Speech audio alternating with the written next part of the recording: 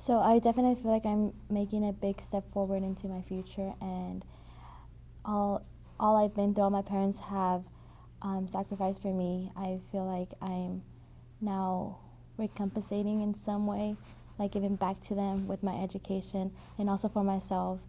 Um,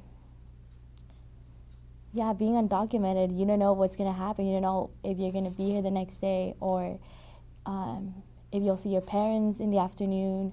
We just don't. You just never know, and it's scary. It's scary to think about, but it's something you have to, like, I don't know. And it's hard conversations to have with your family. Like, what if this happens? What if like this happens? And I think for now, all I can do is like focus on my future and keep working hard.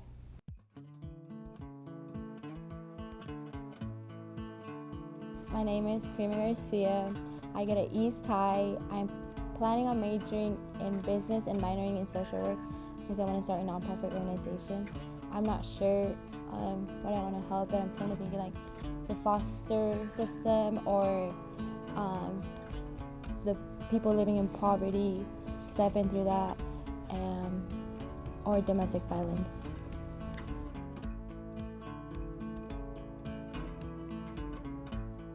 With my volunteer work, I've worked with a lot of nonprofit organizations. So I've worked with the Red Cross, the RMH, and the VA, and I've just like learned to grow how their service impacts so many people in so many good ways.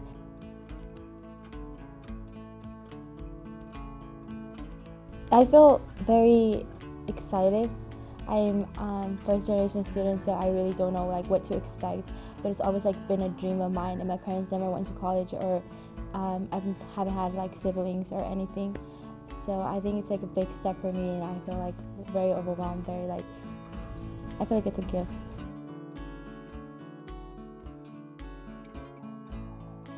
Well, they're making my dream come true, first of all.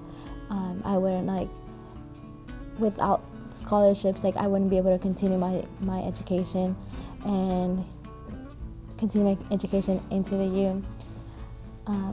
They're making an impact not just on me, but like on all the undocumented students, because we don't have that many resources. We see our peers applying for scholarships that we apply, that we check off every other box except for the citizenship status. So they're making a big impact on undocumented students in that way.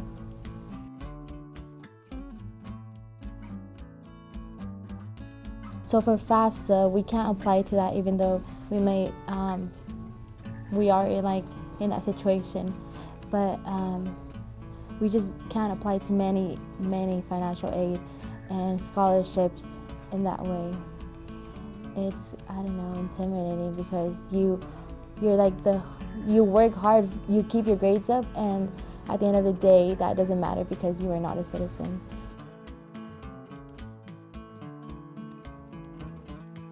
So for the U, I was really scared. Like, I wouldn't check my mail because I was like, what if I didn't get in? What if this happened? What if this happened?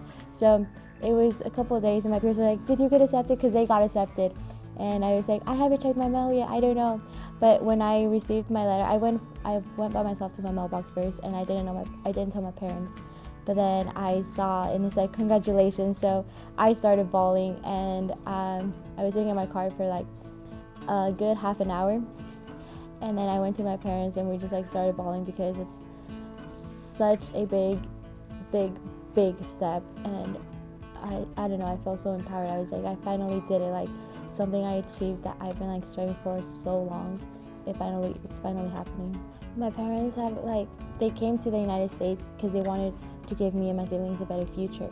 So I don't know, by going to college, I think it's making my dream happen, but it's also making theirs.